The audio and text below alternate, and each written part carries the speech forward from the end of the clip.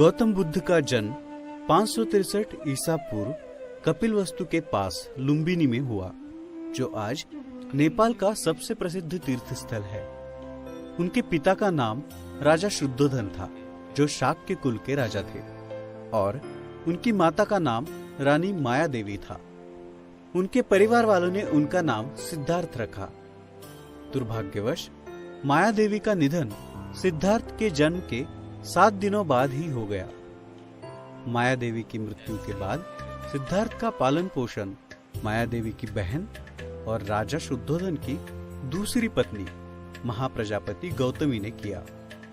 कहते हैं कुछ विद्वानों ने ये पूर्व सूचना दी थी कि सिद्धार्थ बड़े होकर एक महान राजा या फिर एक महान सिद्ध पुरुष बनेंगे।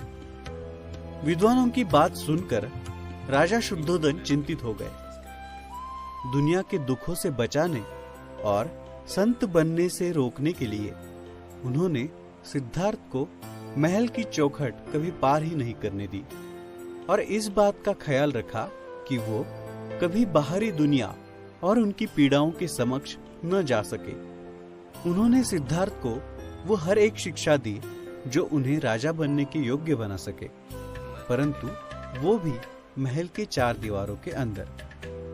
जब सिद्धार्थ एक योग्य उम्र के हुए, तब राजा ने उनका विवाह राजकुमारी यशोधरा से कर दिया।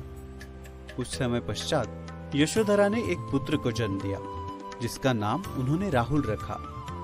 राजा शुद्धोधन ने सिद्धार्थ को हर एक सुख सुविधा उपलब्ध करके दी थी, जिससे उन्हें कोई कमी महसूस न हो सके।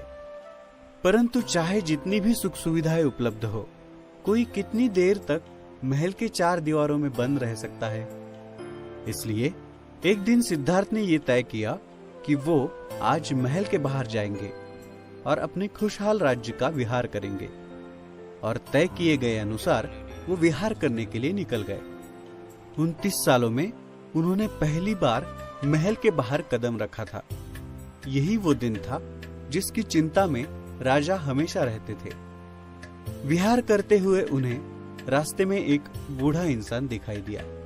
उन्होंने सारथी से पूछा, उस इंसान की प्रकृति ऐसी क्यों है? सारथी ने कहा, सभी लोग अपने जीवन में बूढ़े होते हैं।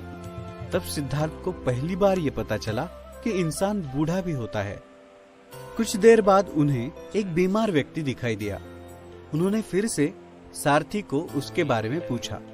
तब उसने बताया कि इंसान को जीवन में बीमारियां होती रहती है। सिद्धार्थ इस बात से भी अनजान थे। आगे उन्हें एक शव यात्रा दिखी। सिद्धार्थ ने फिर से सारथी को इस बारे में पूछा। सारथी ने उन्हें बताया कि जो भी इस दुनिया में आता है, उसे एक न एक दिन इस दुनिया को छोड़कर जाना पड़ता है। थोड़ा आगे जाने के बाद उन्हें एक सन्यासी दिखाई दिए। उन्होंने फिर से सारथी को सन्यासी के बारे में पूछा। तब सारथी ने उनसे कहा कि ये एक सन्यासी है। जब कोई इंसान अपने जीवन की सुख सुविधाओं को त्याग देता है, तब वो सन्यासी बन जाता है। और फिर वही बात हुई जिसका राजा को डर था।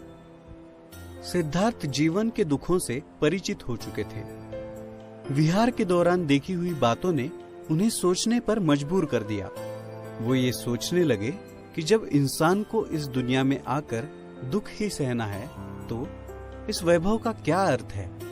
उन्होंने अपने इस वैभवशाली जीवन को छोड़ जीवन के शाश्वत सत्य का मार्ग ढूंढने का निर्णय लिया, और वो अपना सभी सुख सुविधाओं से भरा जीवन छोड़ जंगल में एक तपस्वी का जीवन जीने के लिए निकल गए। उन्होंने कई तपस्वियों का मार्गदर्शन लिया। तपस्वियों ने जो जो कहा, सिद्धार्थ ने वो सब किया, परंतु वो जो जानना चाहते थे वो उन्हें नहीं मिल पा रहा था। एक दिन वो आकर एक पीपल के वृक्ष के नीचे बैठे और उन्होंने दिन रात कड़ी तपस्या की, जिसका फल उन्हें वैशाख पूर्णिमा के दिन मिला, जब उन्हें उनके प्रश्नों के उत्तर मिल गए। संसार के ज्ञान का बोध होने के बाद सिद्धार्थ गौतम बुद्ध बने, और जिस पीपल के पेड़ के नीचे उन्हें बोध मिला वो बोधि वृक्ष कहलाया गया। बोधि वृक्ष के नीचे 4 सप्ताह तक उन्होंने धर्म के स्वरूप का चिंतन किया और फिर बुद्ध धर्म का प्रचार करने निकल पड़े। उन्होंने लोगों को मध्यम मार्ग का उपदेश किया और 4 आर्य सत्य, अष्टांग मार्ग तथा अहिंसा का प्रचार किया।